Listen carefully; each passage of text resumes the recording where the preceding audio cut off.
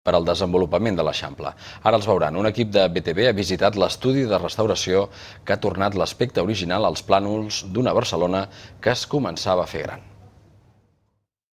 Aleshores, aquí veiem el que és el casc antic, que serien les delimitacions de la ciutat fins aleshores, que tota quedava dintre de les muralles. Doncs, amb aquesta restauració hi hem treballat la Rosa Ensenyat i jo, que som les persones que treballem aquí al taller, i hi hem dedicat més o menys un mes, les dues, aquí amb tots els processos.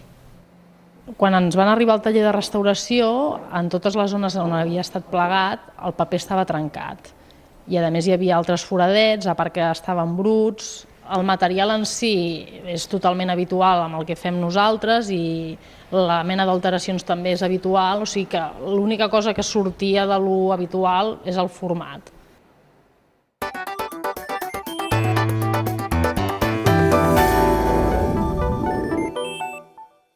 Avui hem seguit amb molta atenció una reunió anunciada fa dies, important, la del comitè executiu